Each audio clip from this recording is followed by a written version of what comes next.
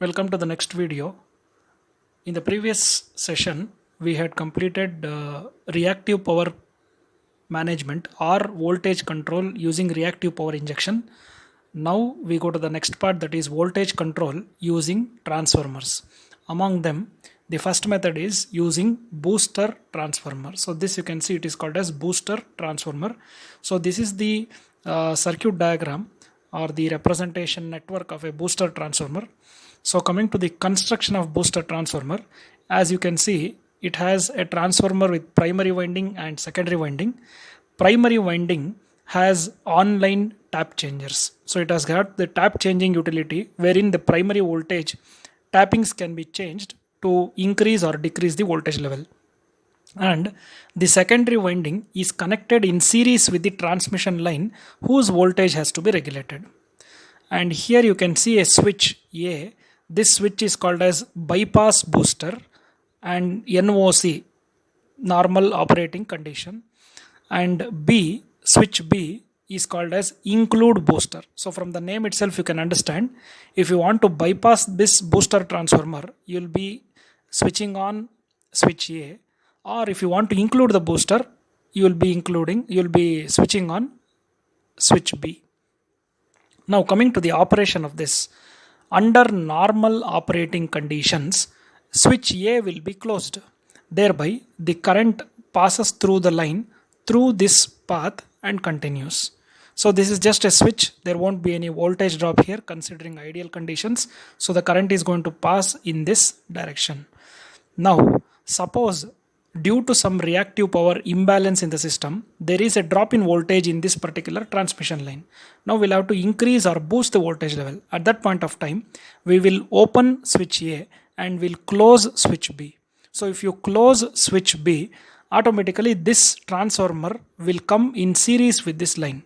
So secondary winding of the transformer is connected along with the line. So thereby, by increasing the tappings of the primary winding, the primary voltage will increase. If the primary voltage will increase, obviously we would have used a step-up transformer here. Secondary voltage also will increase. So thereby, the voltage of this line is increased. So the voltage of the line can be regulated using this primary windings, wherein you can change the tappings. And once the voltage is boosted according to the requirements, again this include booster will be released and bypass booster will be engaged. So this is the booster transformer. The next method is using tap changing transformers. See, in tap changing transformers, it is basically of two types. One is offline tap changing transformer, the other one is online tap changing transformers. So this is also called as tap changer under load. So offline, what we exactly mean by offline is this tap changing utility will be used only for maintenance purpose. But this online tap changing activity will always be used for the power control purpose during the supply condition. That is, when the supply is on, we'll be using this online tap changers. So this circuit is the arrangement for using tap changing transformers in order to regulate the voltage. So here you can have a look. This represents one transformer. This represents second transformer. On the other side you are having load. And this part represents the transmission line whose voltage has to be regulated now.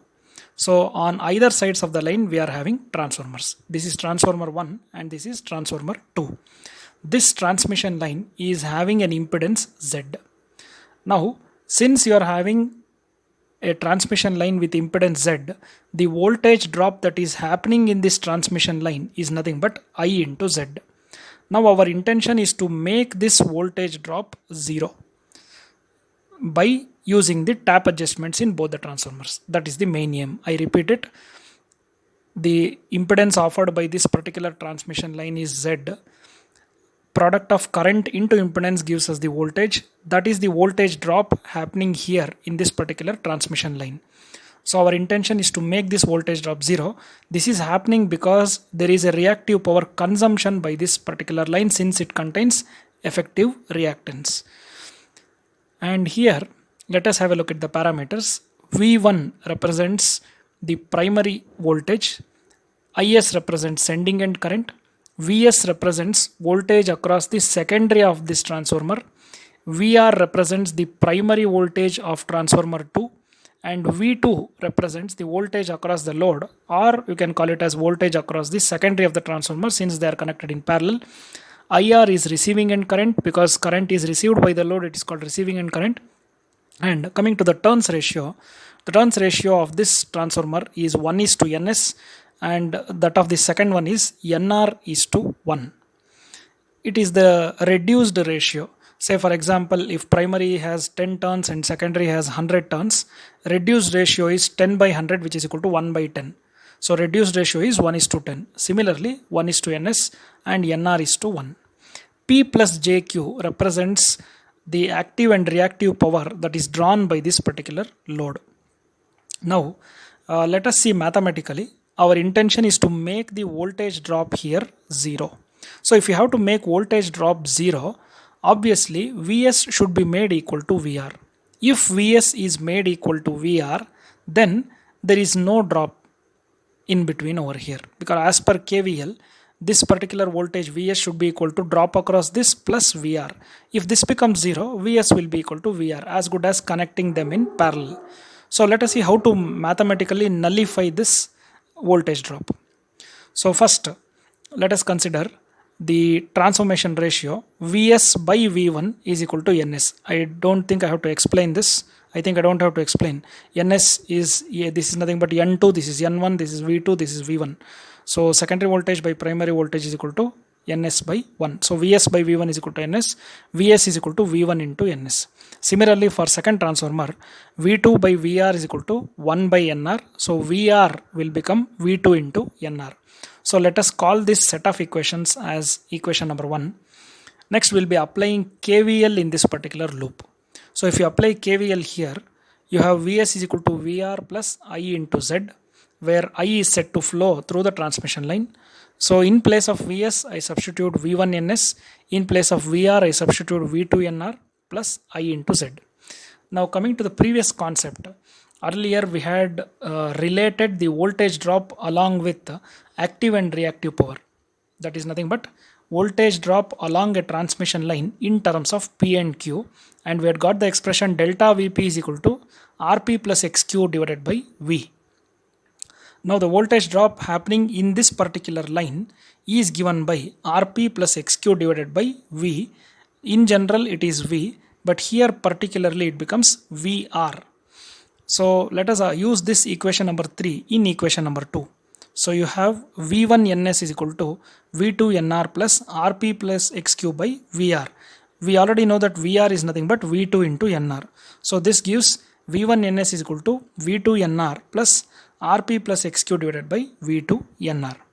And there is one more important thing in the design here. When we select these two transformers, we select it in such a way that product of Ns into Nr is always equal to 1. That is how we select the transformers. So we come back to the same equation. V1 by Ns is equal to V2 by Ns plus Rp plus XQ by V2 into Ns. This is what we had got earlier in the previous slide.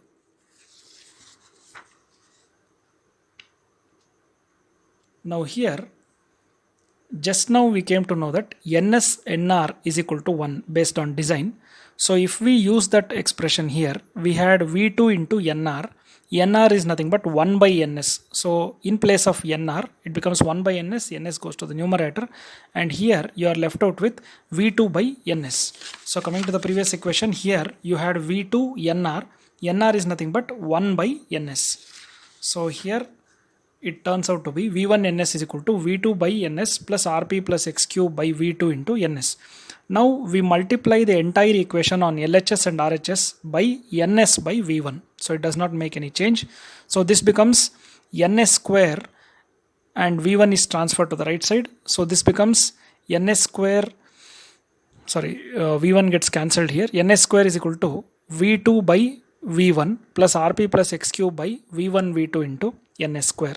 If you simplify this, it becomes Ns square into 1 minus Rp plus XQ by V1 V2 is equal to V2 by V1. See, what we can understand from this final equation is ns square into 1 minus rp plus xq by v1 v2 is equal to v2 by v1. So we'll have to design those two transformers turns such that the voltage drop is reduced to 0. So let us come back to the main diagram. So here I just now told you while starting the derivation, to compensate for this voltage drop, your Vs should be equal to Vr. Vs depends on V1 and Vr depends on V2. In other words, you should see to that you make V2 is equal to V1. If V1 and V2 are same or proportional, then Vs and Vr will be equal. See, V2 should be proportional to Vr and V1 should be proportional to Vs. Then your Vs and Vr will almost be equal, thereby making voltage drop 0. In other words, V1 and V2 should be equal. So you are going to find the number of turns Ns or Nr that makes V1 and V2 equal. So from this equation, we are going to substitute V1 is equal to V2 and we'll be getting an equation. Over there we'll be finding Ns. So that value of Ns are the turns in the transformer. If you fix the turns for that particular value, we can nullify the voltage drop. You will understand this once you go to the problem. Let us go to the problem. So let us go to the statement of the problem. A 132 kV transmission line is fed through a 11 by 132 kV transformer from a constant 11 kV supply. At the load end of the line, the voltage is reduced by another transformer of nominal ratio 132 by 11 kV. The total impedance of the line and transformers at 132 kV is 25 plus J66 ohms. Both the transformers are equipped with tap changing facilities which are arranged so that the product of the two of nominal settings is unity. If the load on the system is 100 MW at 0.9 pf lagging, calculate the settings of the tap changers required to maintain the voltage of the load bus bar at 11 kV. Use a base of 100 MVA. So now you can have a look at the single line diagram here. Vs is the sending end, Vr is the receiving end. Here it is going to the load. Single line diagram representation of the load. Load is consuming P and Q as active and reactive powers. The voltage at this particular bus is 132 kV. Over here also it is 132 kV. And this is the transmission line. So let us see what all data is given. 132 kV line. So this transmission line is at a voltage level of 132 kV, is fed through 11 by 132 kV transformer. So here the transformer rating is given. It is 11 by 132. So here it is 11 kV. There is a step up of 11 by 132 kV from constant 11 kV supply. At the load end of the line, the voltage is reduced by another transformer of ratio 132 by 11. The ratio of this is 132 by 11. Total impedance of the line and transformer together is 25 plus J66. This portion, whatever you can see here, its impedance is 25 plus J66, which includes transmission line and transformers. Both transformers are having tap changing utility, which are arranged such that the product of the off nominal settings is unity. See, just now in the derivation we have seen the transformers are so selected that NSNR is equal to 1. Same thing is being specified here. Product of the two off nominal settings is unity. If the load on the system is 100 MW 0.9 pf lagging, 100 MW 0.9 pf lagging, that is he's talking about this load. Calculate the voltage settings of the tap changers required to maintain the voltage of the load bus bar at 11 kV. Use a base of 100 MVA. So if the voltage drop here has to be nullified, obviously the extreme end voltages should be equal. Vs is already 11 kV. You should see to that Vr also is 11 kV so that the drop here is nullified. So we are going to go back to the equation. The derived equation is Ns square into 1 minus Rp plus xq by V1 V2 is equal to V2 by V1. So we are supposed to find the value of Ns that makes V1 is equal to V2. So we are going to set V1 is equal to V2 is equal to 1 per unit. And other than that, we are having the terms R, P, X and Q. Ns is unknown here. So what we'll be doing is, we'll be expressing R, P, X, Q in per unit. Then we can solve the equation. So resistance in this problem is given as 25. You very well know the formula for converting resistance in ohms to per unit, which is given by R in ohms into MVA base by KV base square 25 into, see base value is given as 100, 25 into 100 by kV base square. We are talking about the transmission line. Here the base voltage happens to be 132 kV. So 25 into 100 by 132 square, which gives us 0.143 per unit. Next, we do the same thing for reactance. 66 into 100 by 132 square, we have 0.378 per unit. And the active power drawn by the load is given as 100 megawatt at 0.9 pf lagging. That's the data given. So 100 and the base value is given as 100, so it becomes 1 per unit. Next, we'll have to calculate Q using the power triangle here. You know that tan phi is equal to Q by P. So Q is equal to P tan phi. You get the value of Q to be 48.43 MVAR, and this has to be converted into per unit. So actual value divided by base will give you 0.4843 per unit. Now we have RPXQ, all these values in per unit. So substitute this in the main equation. You'll be getting NS is equal to 1.21. As per the design, we know NSNR is equal to 1. So NR is equal to 0.82. So from this we can understand that if NS is equal to 1.21 and NR is equal to 0.82, then the voltage drop which is happening in the transmission line can be compensated. Similarly, we have another problem. So I don't have to explain another problem because only the numbers are different. The entire problem is the same. So that finishes with voltage control using transformers. And in the previous session, we had also seen in the last video voltage control using reactive power injection. Now we'll come to the last topic of module 4, which is voltage stability, which talks about voltage stability and voltage collapse. So many times I've talked about the definition of stability, which I would like to repeat now. Stability is nothing but ability of the power system to regain its normal operating conditions irrespective of the fault. Even after the fault has occurred, your system variable should return to nominal value. Then it is said to be a stable system. If it is unable to return, it is unstable system. Now here specifically we are concentrating on voltage stability. That is, even if the fault happens in the system, your voltage variable which has deviated must return back to its nominal values within a specified interval. Then you can say the system voltage is stable. Otherwise it is unstable.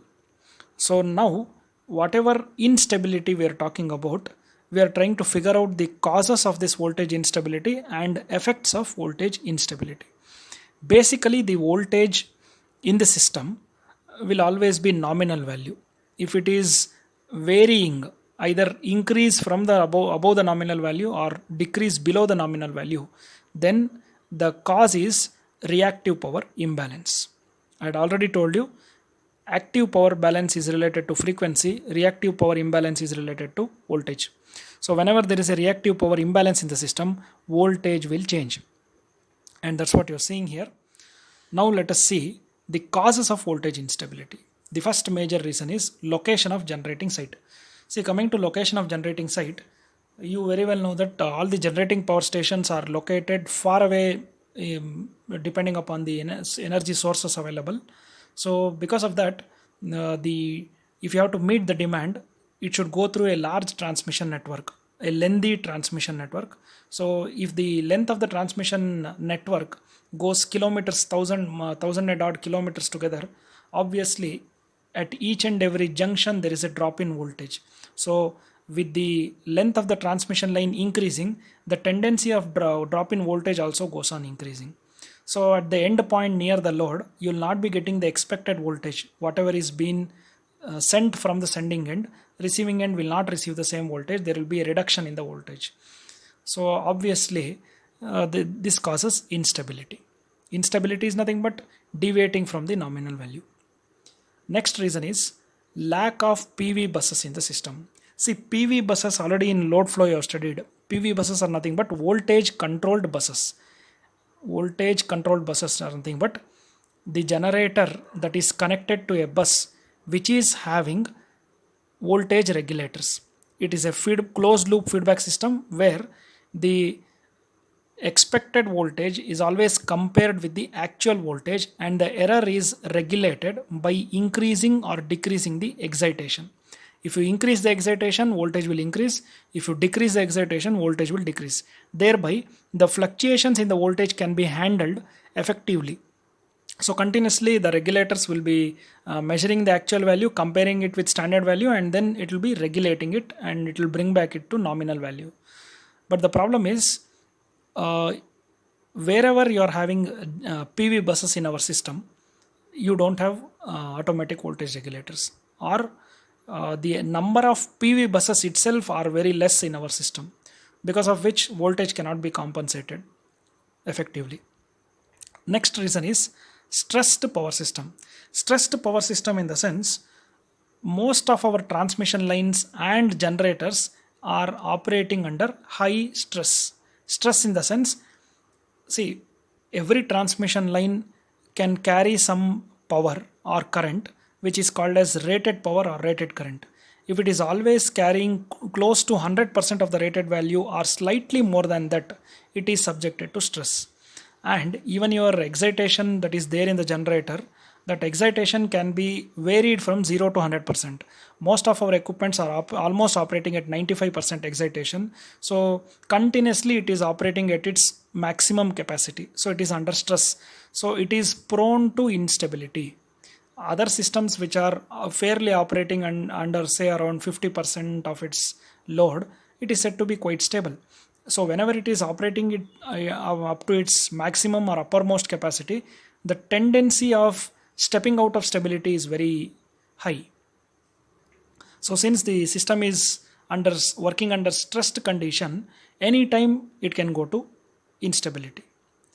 Next, extensive use of shunt capacitors. In order to maintain the reactive power balance in the system, we try to use capacitors, wherein the reactive power generation and reactive power supply, as I said, the reactive power consumption and supply will be balanced. But the trouble with these capacitors is, the reactive power output of a capacitor is always proportional to the voltage. So if there is a drop in voltage in the system, we need to increase the reactive power. So that will be done by capacitors. But the capacitors will generate the reactive power which is always proportional to the voltage. If the voltage itself reduces, the reactive power output of the capacitor also reduces. But we need higher reactive power output. That's the drawback. Since the voltage reduces, the capacity of the capacitor also will reduce. Thereby, you cannot compensate for reactive power imbalance. And the last reason is outage of line or generator. Outage in the sense failure of the transmission line or generator due to some reasons will impact the stability of the system, because the generator is a reactive power consumer and the the generator is the reactive power supplier, while the transmission line is reactive power consumer. In case there is a breakage or failure of a transmission line, this will lead to reactive power imbalance. Same with respect to generator. Generator will act as the major source of reactive power. If it fails, automatically there will be an imbalance. Now we understood the causes of instability. Next we have to see the effects of voltage instability. First effect is loss of load. Loss of load means, see, for example, in a particular area or locality, due to reactive power imbalance, there is a reduction in voltage value. If the voltage reduces beyond a certain value designed by the under voltage relay, the relay is going to trip the circuit and the circuit will be offline. Circuit will be disconnected. So from that particular relay or the breaker, further whatever load is connected, there is no supply at all, or the supply is interrupted. This is nothing but loss of load. If a particular locality is unable to get the power supply, it is nothing but loss of load. That is happening because of reduction in voltage. Next important phenomenon is cascade tripping. Just imagine you are having power transmission lines, and one of the power transmission line, let us take an example, its rated current carrying capacity is say 35 amperes. This is not an actual value, just for your understanding I'm telling you. Say it is 35 amperes. Now due to some fault conditions or reactive power imbalance in the system, if it tries to carry 37 amperes, something beyond the rated value, automatically the over current relay is going to trip. this particular transmission line. Now next, what will be the consequence? The load and generation should always balance. If this particular transmission line A is unable to carry power, automatically whatever power was carried by transmission line A will be now rerouted through transmission line B. But always remember, transmission line B also was carrying some power. So now if you add this power carried by A to B, B gets overloaded. If B gets overloaded, overcurrent relay will operate and B also is disconnected. Now what we do? We try to transfer the power that was carried by A and B to line C. Line C also will be carrying some power.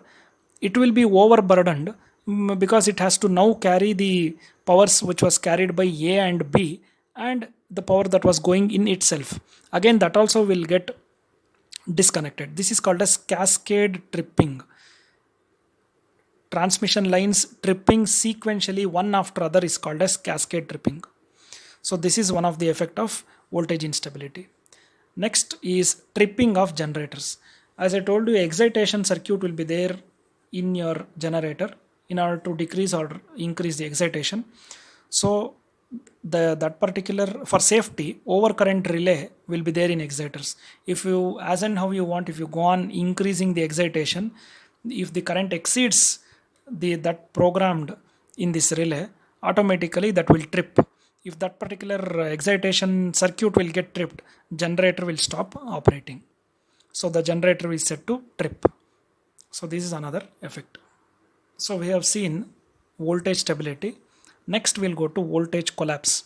See, there is a small difference between voltage instability and voltage collapse.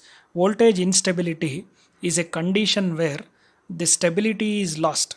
Stability is lost in the sense it is unable to recover to its nominal value.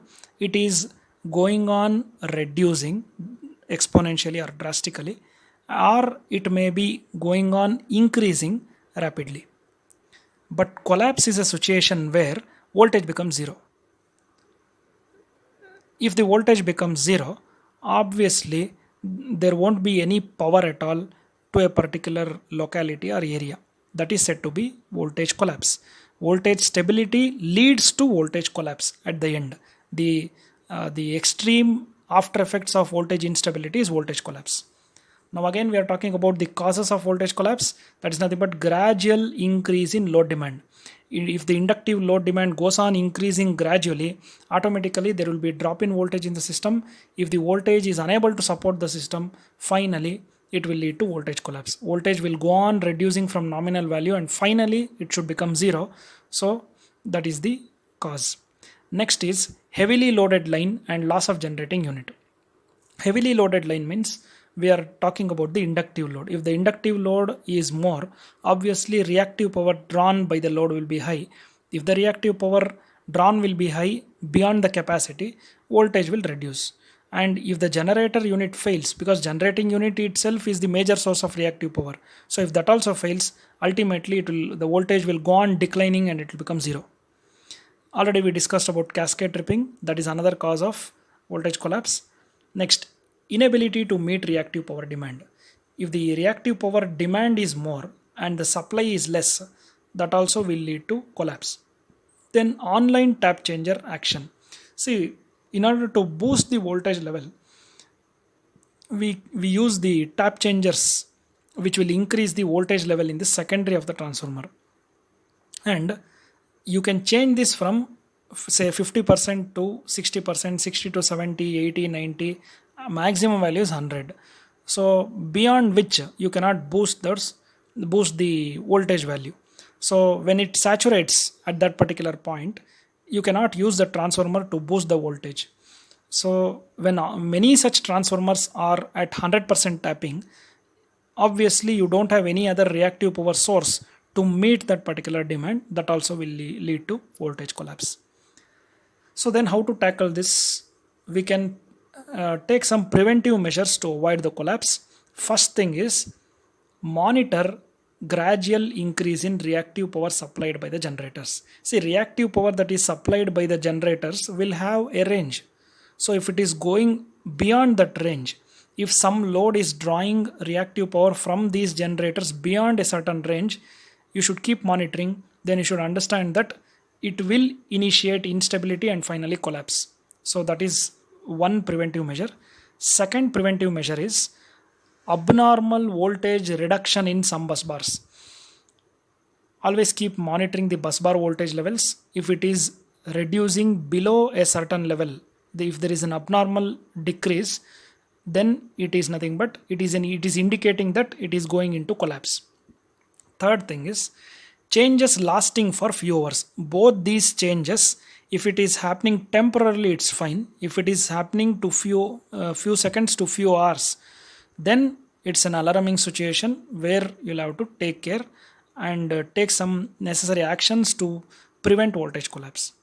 So what are those actions? How to control the voltage collapse? First one is load shedding, where in the distribution substations itself, you cut off the supply, you open the breaker related to a particular feeder. So deliberately, intentionally, you are going to disconnect the supply to a particular locality. So thereby you can avoid the situation of voltage collapse. See, the voltage is going on reducing. So if in order to balance that reactive power, you try to do load shedding. You're intentionally removing some part of the load from the system. Thereby it will help you to retain the voltage level or contain the voltage reduction. Next possible option is increase in reactive power sources in the system. Try to increase the number of reactive power sources in your system by using several methods.